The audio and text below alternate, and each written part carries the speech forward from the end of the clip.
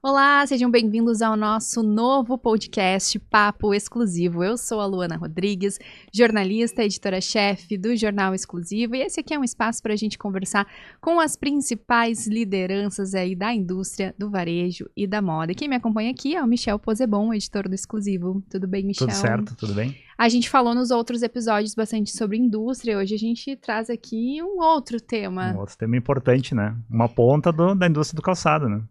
A ideia é que a gente ir um pouco além da notícia, a gente entender também o que acontece nos bastidores, a gente trouxe a indústria, mas hoje a gente vai falar sobre o varejo também, tão importante, assim como o Michel comentou. Lembrando, então, que essa temporada tem o apoio da BF Show. Aqui na nossa tela você encontra um QR Code em que você pode fazer o escaneamento e se cadastrar para conferir de 18 a 20 de maio, lá em São Paulo, mais uma edição da feira. O Jornal Exclusivo vai estar por lá também e a gente espera todos vocês. E agora a gente recebe aqui, então, o Marcos Zanelato, especialista em varejo de moda também, diretor comercial da Server, que é uma empresa que desenvolve soluções tecnológicas para o varejo. Bem-vindo.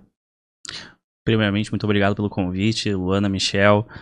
É um prazer estar aqui com vocês, compartilhar um pouquinho do meu conhecimento, do meu dia a dia aí do varejo.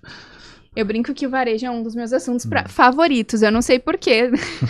Mas né, óbvio, a gente cobre muito a indústria, todos os setores, mas quando chega uma pauta de varejo eu já me animo. Eu acho que eu tenho um DNA meio empreendedor, assim, que queria estar nessa ponta também, se não fosse jornalista. Marcos, tu acompanha de perto o varejo aí há muitos anos, como a gente vinha falando nos bastidores. Eu queria, pra gente começar esse papo, assim, uma avaliação de como que tá o atual momento no varejo brasileiro. A gente acompanha, como tu mesmo disse, o dia a dia de bastante varejistas, né, do Brasil todo. A gente acaba atendendo o Brasil todo e principalmente no setor de moda. E a gente vê, claro, um momento um pouco instável na questão do varejo atual. Sabemos que tem setores com crescimento, mas o setor de moda, a gente vê que ele está um pouco mais... vamos dizer assim, na média e não no crescimento que a gente vinha vendo nos últimos anos, né? Se dá muito, claro, pelo momento que a gente está, é ano de eleição, é ano de Copa, a gente tem um juro um pouco mais alto que o normal, então... guerras acontecendo ao mesmo tempo, então tem muita coisa. Um cenário desafiador, digamos assim, né? Mas mesmo assim, né, eu sempre gosto de comentar, mesmo sendo desafiador, a gente se mantém, né, é um setor que está se mantendo, com bastante abertura de lojas ainda também, as lojas atuais se mantendo dentro do padrão, mas não com aquele crescimento que a gente vinha vendo nos últimos anos, né. Uhum. Perguntar em relação à questão do poder de compra, né, do consumidor, que de certa forma está cada vez mais apertado, né, para as compras, né? De que forma isso tem refletido no varejo, né? Assim. É bastante, né? Porque a gente vê dos dois lados, né? Tanto o poder de compra do próprio varejista, para o varejista ter uma margem melhor, então a gente vê a indústria trabalhando muito produto para trazer mais margem para o varejista e para o varejista poder trazer mais valor, né, um valor reduzido para o consumidor. E com certeza afeta, né, a gente vê o ticket médio baixando um pouco comparado com o padrão e principalmente o aumento, né, a divisão maior entre, vamos dizer assim, coleção padrão e liquidação. Então, normalmente a gente tinha um padrão enquanto isso, né? Agora a gente vê a liquidação, momentos de liquidação sendo muito mais procurados. Então, o consumidor acaba segurando um pouquinho mais para trabalhar dentro da liquidação, dentro da loja, né? Que, claro, diminui a margem do varejista e aí vai se montando aquela bola de neve para chegar na margem correta, né? Uhum. E na questão também do giro, né? Como é que tu tem visto isso? Às vezes o varejista encontra alguma dificuldade para fazer o produto girar e como é que tá hoje isso, né? Assim. Eu acredito que se ele está bem estruturado, ele consegue trabalhar esse giro, né? Mas como eu falei, o giro ele acaba girando mais numa liquidação. Então, na época que a gente pensava já numa liquidação de 30% a 40% da loja, a gente tem que começar a pensar uma porcentagem um pouquinho maior. Porque o produto está ficando na prateleira no momento de coleção e porque o consumidor está esperando para sair no momento da liquidação. Perfeito. A gente falou um pouco sobre os desafios, mas se a gente for pegar um recorte, olhar então para os Uhum. primeiros 3 meses aqui, esse primeiro trimestre de 2026, assim, como é que é a tua leitura sobre o desempenho do varejo? Especificamente do calçado, né? Sim. Como varejista também, né, então, trabalhando com a loja aqui na nossa cidade, a gente vê uma estagnação no crescimento, mas dentro do esperado. Por quê? Porque a gente já vem vindo de outros meses passados sabendo que iria se manter assim. Então, a gente não se municiou para o crescimento. A gente se municiou para se manter no mesmo padrão. Não decaiu, mas se mantemos no mesmo padrão. E como desenvolvedor, como fornecedor, eu vejo também outros, tanto calçado quanto vestuário, que é o que a gente atende, se mantendo no mesmo padrão. Um trimestre estagnado em relação a crescimento, mas sem nenhum tipo de retração no mercado. E eu acho que também já são meses que são mais difíceis, né? Assim, férias, início de ano. Depende, claro, do teu... Se a gente for olhar para uma volta às aulas, o infantil vai vender ali no início Sim. do ano, né? Depende do teu produto. Mas, tradicionalmente, janeiro, fevereiro e março são meses em que já se espera se manter. Não crescer, mas também não perder. Seria isso? Sim, com certeza.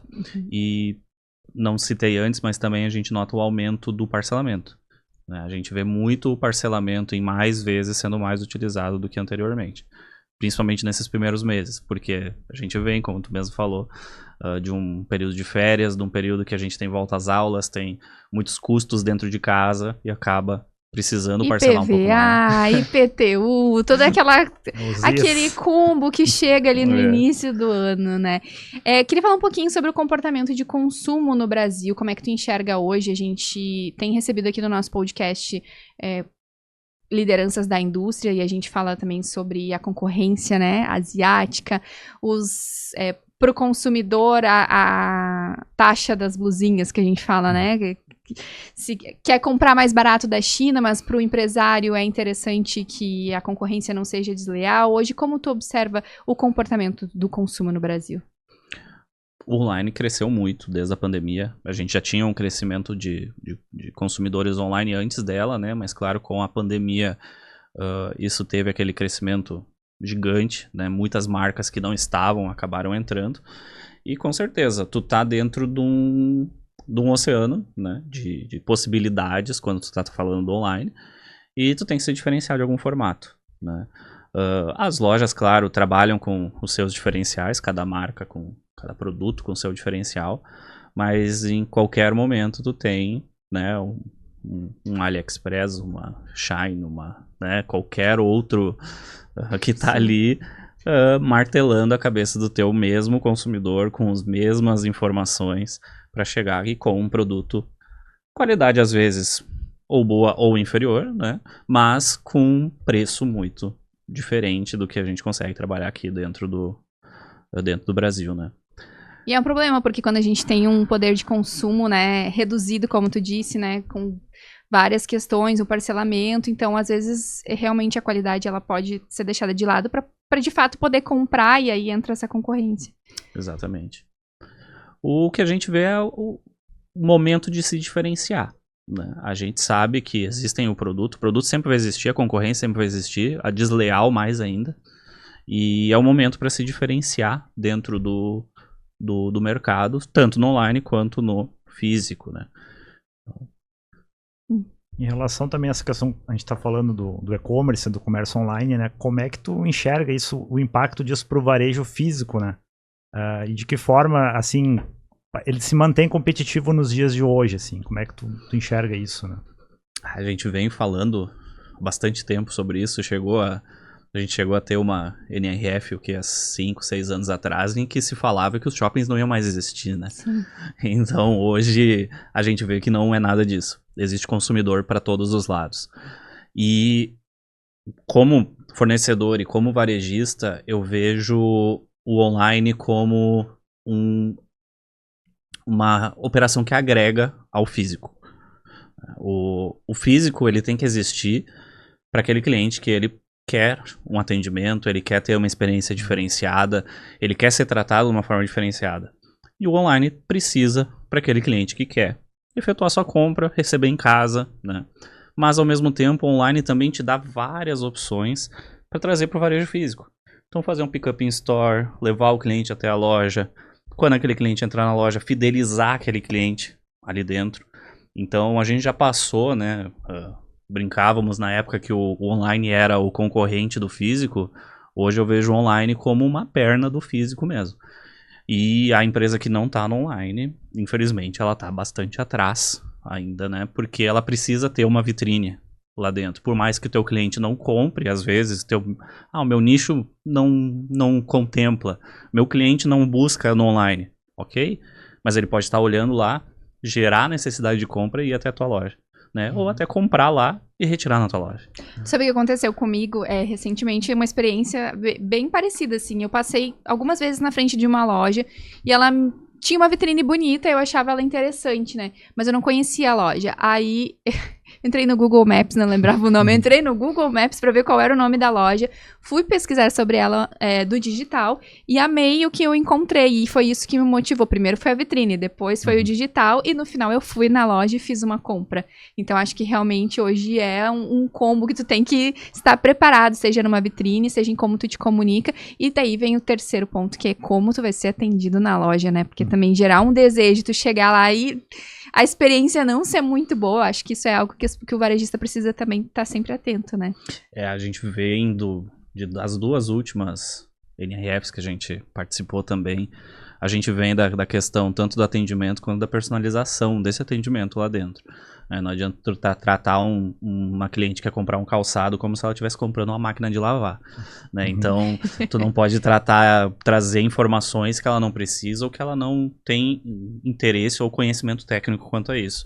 Então, a gente vê com certeza a experiência dentro da loja diferencia uma loja da outra. Tu ser bem do mínimo, né, que seria ser bem tratado, Sim. que às vezes não ocorre, né? Mas até o segmento de um padrão, o conhecimento do produto que tu está vendendo, a forma de tratar o cliente em alguns tipos de objeções, a gente vê que isso também se difere dentro do mercado, né?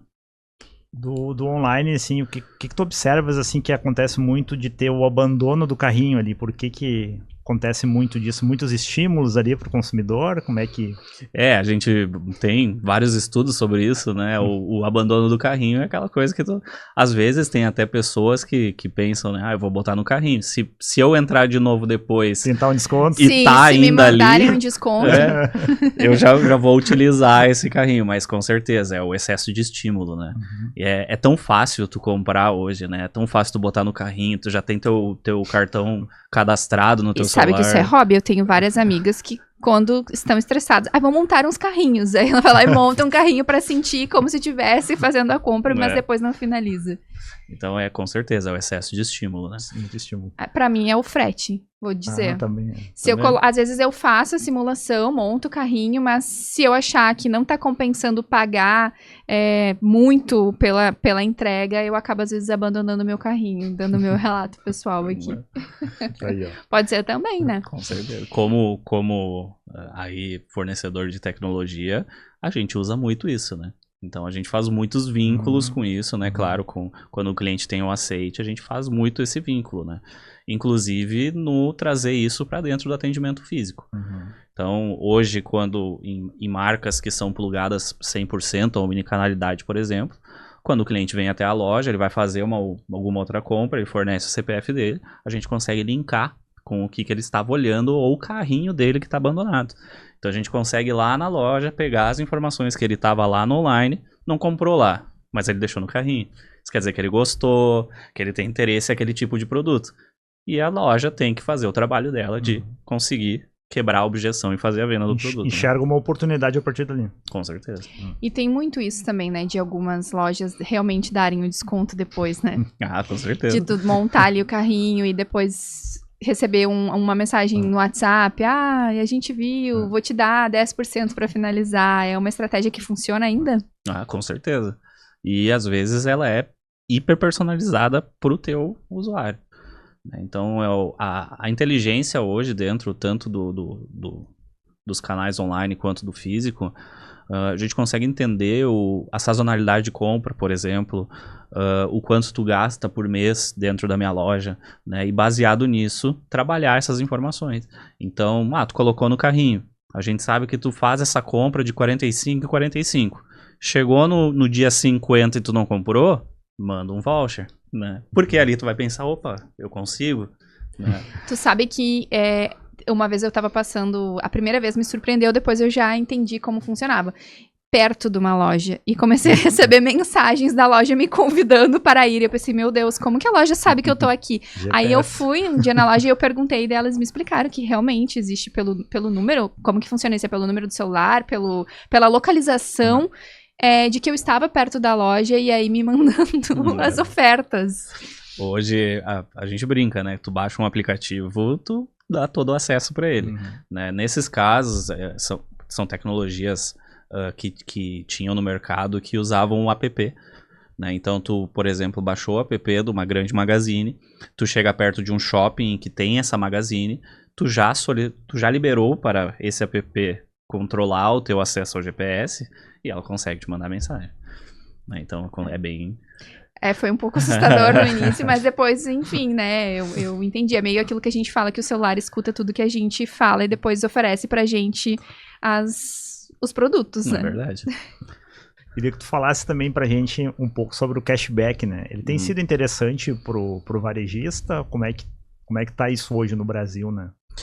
O cashback é o nosso novo padrão de mercado hoje, né? O cashback, ele te abre muitas possibilidades de conversar com o teu consumidor e principalmente trabalhar o que a gente falou anteriormente, de trabalhar a sazonalidade dele, trabalhar o risco de perder esse cliente, né? O cashback nada mais é que aquele desconto que tu ia dar para um carrinho abandonado, só que tu já tá informando ele há mais tempo. Então, o cashback, ele abre a possibilidade de eu poder conversar com esse cliente de forma online. Normalmente tem algumas empresas que usam cashback para trabalhar LGPD, já consegui pegar o aceite desse cliente com o próprio cashback, e com certeza o cashback traz muito cliente de volta para a loja. Nós trabalhamos com uma plataforma de cashback integrada na nossa plataforma de RP, e a média de ROI, por exemplo, do cashback no calçado está em torno de 500%. Então, para cada R$1 que eu invisto no cashback, isso já pagando mensagem de WhatsApp, já pagando SMS e tudo, eu consigo, cada R$1 eu tiro 5. Então, é bastante utilizado e faz sentido, sim, utilizar no mercado. Legal. Antes da gente continuar, eu quero te lembrar sobre a BF Show, a maior feira de calçado da América Latina. Aqui na tela está o QR Code para você garantir o seu credenciamento antecipado e participar da edição que ocorre de 18 a 20 de maio no distrito Anhembi, em São Paulo. Falando um pouquinho sobre consumidor, tu enxerga que o consumidor está mais fiel a algumas marcas ou ele ainda vai muito pelo preço, e como que a gente pode fidelizá-lo? É a experiência, né? O consumidor, ele pode amar a tua marca por anos. No momento que ele é mal atendido, que acontece algum problema com o produto dele, ele não consegue uma troca, ele não consegue, enfim, ele tem que correr atrás. A experiência 360 que a gente chama, né? É onde que fideliza esse cliente. Então, a gente sempre fala, o cliente pode ser teu fã, mas tu cantou uma música ruim, ele não vai mais te seguir, né? Tão rápido assim? É rápido assim, porque é muita opção, né? O mercado tem muita opção. Eu gosto de uma marca específica, fui na loja, fui maltratado, retratei isso pra marca, a marca deu de ombros pra mim, já vou perdendo esse tipo de cliente. E hoje, um cliente vale ouro, né? Certeza. O que é mais difícil? Fidelizar ou fazer com que esse cliente volte para a marca? O que tu enxerga que é mais difícil hoje? Depois de quebrada a confiança. Depois de quebrada a confiança. Ruptura aí, né? Como eu volto? Manter ele fidelizado é mais fácil. É mais fácil. Eu acho também. Claro. Trazer ele de volta é muito difícil. E tu tava falando agora sobre experiência, eu me lembrei que antigamente, não sei agora, hoje em dia como que tá, mas de pedir o preço... Mais uma experiência de rede social, tá? De tu publicar ali o teu sapato e tu dizer preço inbox. Eu, particularmente, odeio que não me diga o que façam eu ter que abrir a mensagem, escrever para a pessoa para perguntar o preço. Isso ainda existe hoje em dia, ainda acontece muito. Não façam lojas. Não, com certeza não façam, né? É aquela situação, o cliente viu o produto, ele vai querer saber todas as informações possíveis sobre ele, né? A pior coisa que tem é quando tu entrar num site, por exemplo, tu tem uma foto em baixa resolução e sem um preço, com vários preços diferentes, então...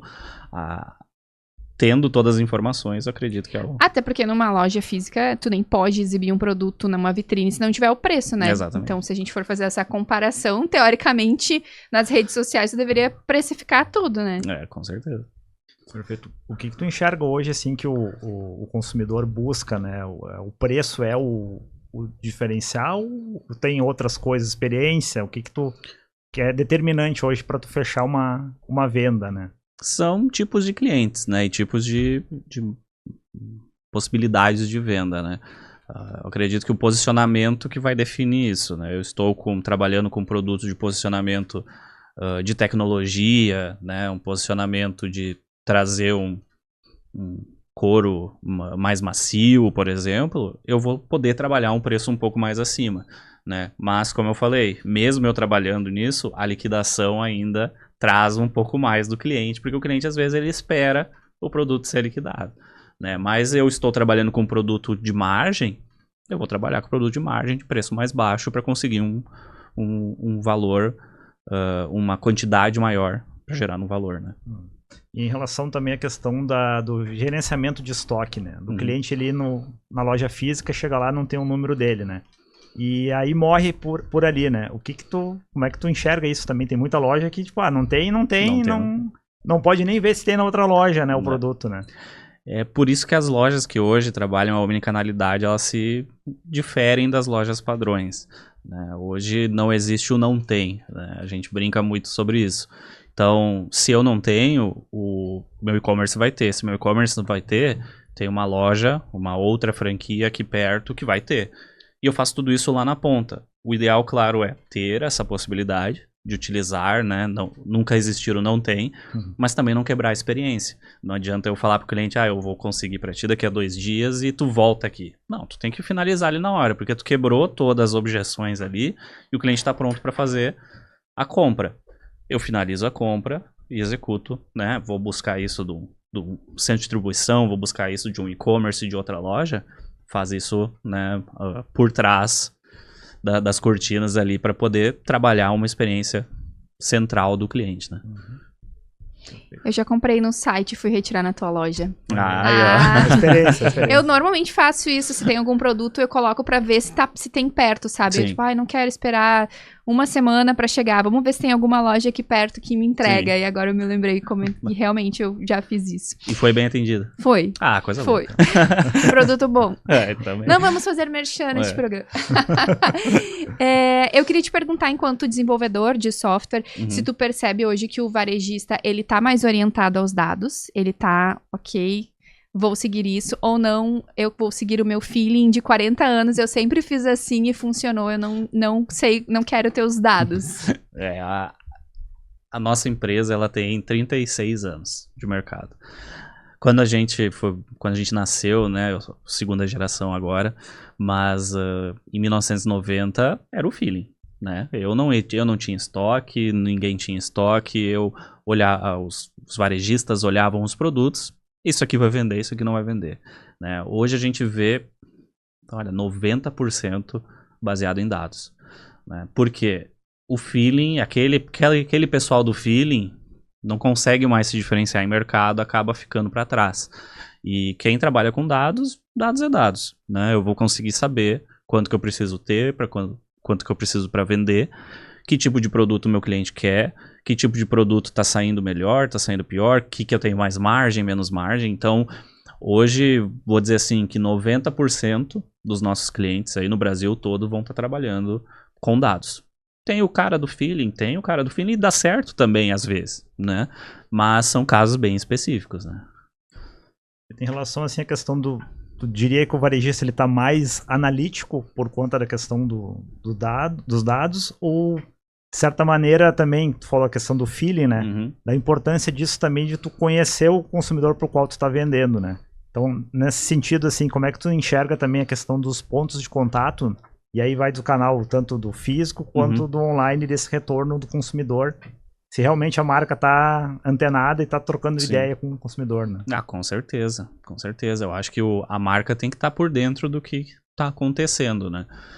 Como varejista e como desenvolvedor, vamos dizer assim, eu tenho os dois lados. Eu trabalho muito com dados, né? Eu olho muitos dados. Mas quando eu vou num showroom, por exemplo, a nossa gerente vai junto. Porque ela faz o calce, ela entende o que o cliente está procurando. Pô, esse aqui é lindo, mas tá apertando um pouquinho aqui no canto. Eu vou tentar vender, eu não vou conseguir. Então, 100%, né? E esse produto, quando vai para online, por exemplo, onde a cliente não prova, ele vai te gerar um saque depois, vai gerar um custo a mais para tua marca, né? Porque o produto vai chegar na loja, vai chegar na casa da cliente, o cliente vai botar, vai sentir a dor, vai abrir um saque, vai fazer o retorno. Então, tu gera aí uma bola de neve muito grande, né? Então, a atenção com o consumidor, com certeza, indiferente do canal que tu vai estar trabalhando, né? O quanto hoje, a gente fala muito de inteligência artificial, né, e tecnologias, o quanto hoje isso já está presente, assim, para o varejista, e tanto também no desenvolvimento do teu software. A gente via que ali na pandemia, quando precisou realmente, né, precisamos vender online, começou aquela experiência de tu botar teu pé e tu enxergar o calçado no teu pé para fazer uma simulação, o quanto hoje isso está presente? Bastante. Bastante. Hoje, principalmente no desenvolvimento de software, hoje isso é uma realidade já faz 1, 2 anos em que isso é utilizado e principalmente para geração de dados para o cliente final. A gente usa a inteligência artificial para trazer muita informação para o varejista entender insights que o feeling trazia antes, hoje a IA atrás. Ela consegue te trazer uma informação muito mais precisa, né? O relatório analítico existe ainda, eu quero tirar um relatório, eu quero ver informação, mas a IA, ela te ajuda muito quanto a isso. Já falando do varejo físico, recentemente nós lançamos uma ferramenta baseada, por exemplo, na experiência do cliente lá na ponta. A gente vê muitas marcas tendo aquele padrão perfeito. No online ela tem um padrão, a presença nas redes sociais é um padrão, a loja tem um padrão lindo, projeto arquitetônico, quando chega no momento do atendimento, não segue um padrão. Nós inserimos uma IA nesse momento, onde a nossa IA ela analisa todos os atendimentos para tentar trazer o padrão para a vendedora ou para o vendedor. Então ela está ali no ouvido da vendedora dizendo, ó, tu não seguiu esse padrão, tu deveria ter tratado essa objeção dessa forma. Então para conseguir trazer aquela questão toda da experiência de compra lá na ponta. Porque não adianta eu ter 1000 lojas no Brasil e cada uma atender de um jeito diferente e eu perder clientes nesses momentos. Então a IA está presente até no atendimento físico. Interessante. Tem mais uma só, posso falar? Eu tenho mais umas 2 ainda. Não, eu ia te perguntar em relação ao pós-venda, né? Ele continua sendo um calcanhar de Aquiles, assim? Como é que tu enxerga isso? Tem muita gente que esquece. Tem muita gente que esquece do pós-venda, acha que a venda chega até ali no pagamento, passei o cartão, o cliente não existe mais, e isso como tu disse, é um problema, né, hoje no mercado. Mas muitas marcas já estão trabalhando muito isso, o uso do cashback vem bem forte quanto a isso, o próprio CRM, a régua de contatos do vendedor, né, hoje a loja ela já recebe com tecnologias aí de mercado, já recebe, o próprio vendedor recebe que ele tem que fazer um contato, um pós-contato, entender se a pessoa gostou do produto, perguntar se ela tem alguma dúvida, em diferentes ramos, não só do nosso de varejo de moda, né? Então, mas tem gente que ainda tá esquecendo esse detalhe importante. Esse detalhezinho. Perfeito. Queria te perguntar um pouquinho sobre... Eu já conversei com algumas pessoas que me trazem como um problema o desalinhamento da indústria com o varejo. Queria que tu falasse um pouquinho sobre isso hoje, como melhorar essa relação, como se alinhar. Existe um atrito, né? A gente sempre vai existir um atrito, mas ao mesmo tempo a gente vê bastante, né, as indústrias trabalhando dentro de loja, né? A gente trabalha com diversas marcas, existem marcas que têm as suas próprias lojas próprias para trabalhar isso, para conseguir ver isso lá na ponta, mas tem marcas que não trabalham com lojas próprias, né? E aí elas precisam ter alguém lá dentro, né, girando dentro das lojas para verificar esse tipo de atrito. Porque o atrito, quando ele chega num nível de saque, praticamente eu perdi um cliente. Né? Então, o ideal é a gente sanar isso antes de chegar lá. Então, a presença da indústria dentro da loja é essencial. Né? Pegar esse feedback, seja com representantes, quando a gente está falando de B2B, seja com consultores locais, mas é necessário a gente não ouvir só o saque, ouvir a loja também. Pra gente encerrar, então, a gente tá fazendo com todos os nossos entrevistados aqui do podcast respostas rápidas. São 3 perguntinhas, 3 respostas mais rápidas. Para começar, eu queria que tu me contasse uma marca que tu admira. Usa Flex. E por quê? Por ser um franqueado. Olha aí o merchan. O futuro do varejo em uma palavra. Experiência no atendimento e tecnologia. E um conselho para quem tá começando agora. Se municiar de dados lá na ponta. Entender o que está acontecendo. Né? Vou me estender um pouquinho mais. Pode, não. Não só a gente brinca, né? Abrir a loja e não ficar atrás do balcão. Ficar atrás do balcão é importante para estar ali atrás, entender o que está acontecendo, mas ter dados é melhor ainda. Então, não depender da loja funcionar contigo atrás do balcão. Ter ferramentas para conseguir controlar todo esse... controlar a loja, mesmo assim, o varejo, enfim, a operação, mesmo não estando lá. Gerar dados para poder tomar decisão e não ficar só no achismo. E eu acho, se me permite também me estender, que às vezes um erro é não saber o que fazer com esses dados. É tu contratar um super software que vai te dar tudo, mas depois não conseguir... não saber interpretar ou não saber como utilizar isso. Qual é a tua dica que tu dá para quem... precisa interpretar?